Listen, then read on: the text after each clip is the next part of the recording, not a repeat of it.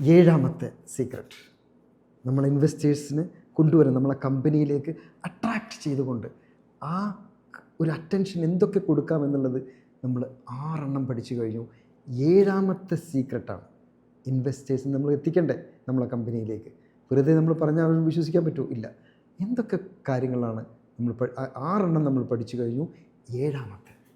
ഏഴാമത്തേണ് ആ നമ്മളെ പ്രൊഡക്റ്റോ സർവീസിനോ ഇപ്പോഴുള്ള മാർക്കറ്റിലുള്ള കോമ്പറ്റീറ്റേഴ്സിൻ്റെ ഒരു ചിത്രം, ഒരു രൂപരേഖയും നമ്മുടെ ഇൻവെസ്റ്റേഴ്സിന് കാണിച്ചു കൊടുക്കണം. ഇപ്പോൾ നമ്മൾ മാർക്കറ്റിൽ ഓൾറെഡി ഉള്ളതാണല്ലോ, അല്ലെങ്കിൽ പുതിയ ഇൻവെൻറ്റ് ചെയ്ത് കൊണ്ടുവരുന്നില്ലെങ്കിൽ നമ്മൾ ഉള്ളൊരു പ്രൊഡക്റ്റോ സർവീസിനും ഉണ്ടാവും.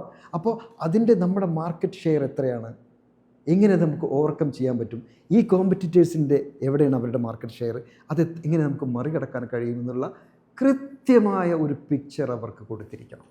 എങ്കിലേ നമ്മൾ ഇൻവെസ്റ്റേഴ്സ് നമുക്ക് വരുള്ളൂ. നമ്മൾ അത് മൂടി വയ്ക്കാൻ പറ്റില്ല. കോമ്പറ്റീറ്റേഴ്സിനെ നമ്മൾ കാണിച്ചു കൊടുക്കണം. അപ്പോൾ അത് അവർക്കൊരു നല്ലൊരു മെസ്സേജ് ആയിരിക്കും.